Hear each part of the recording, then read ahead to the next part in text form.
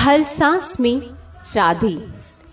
एक बार जब रुक्मिणी कृष्ण को पीने के लिए दूध देती हैं, पर दूध के अधिक गर्म होने की वजह से कृष्ण का हृदय जल जाता है और उनके मुख से हे राधे निकलता है। ये सुनकर रुक्मिणी को अत्यधिक आश्चर्य होता है और वे तुरंत ही श्री कृष्ण से पूछ बैठती हैं कि हे स्वामी, मैं भी तो आपसे अत्यधिक प्रेम करती हूँ, फिर ऐसा क्यों है कि आपकी हर श्वास के साथ राधे का ही नाम आता है, मेरा नहीं। और ये सुनकर प्रभु रुक्मिणी से कहती हैं कि आप कभी राधे से नहीं मिली हैं ना? रुक्मिणी कहती हैं नहीं। इतना सुनकर कृष्ण मुस्कुराते हैं और वहां से चले जाते हैं। रुक्मिणी को कुछ भी समझ नहीं आता। तभी रुक्मिणी स्वयं से यह निश्चय करती हैं कि वे राधा से मिलेंगी।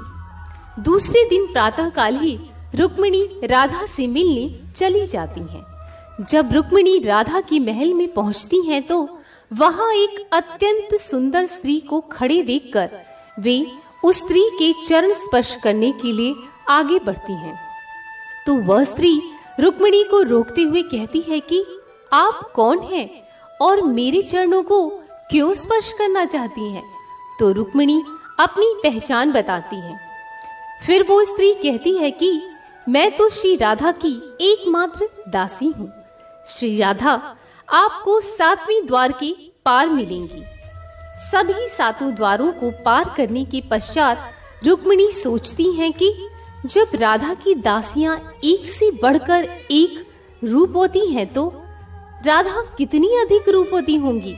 उसके पश्चात रुक्मिणी को अपने सामने सूर्य के तेज के समान एक स्त्री के दर्शन होते हैं।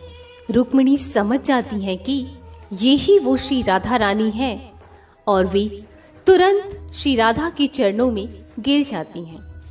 आश्चर्यचकित होकर रुक्मिणी श्री राधा से पूछती हैं, हे देवी, ये आपके शरीर पे छाले किस प्रकार पड़ गए हैं? ये सुनकर राधा रानी मुस्कुराते हुए कहती हैं, कल जो गर्म दूध आपने श्री कृष्ण को दिया था और उनका हृदय जल गया था, परंतु श्री कृष्ण के हृदय में तो सदा मेरा ही वास रहता है। ये छाले उसी का परिणाम है। इतना सुनते ही रुक्मिणी की आंखों में अश्रु आ जाते हैं और वे राधा रानी और श्री कृष्ण के अपार प्रेम को समझ जाती हैं और उन्हें अपने प्रश्न का उत्तर भी स्वतः मिल जाता है कि क्यों श्री कृष्ण की प्रत्येक श्वास से श्री राधे का नाम निकलता है।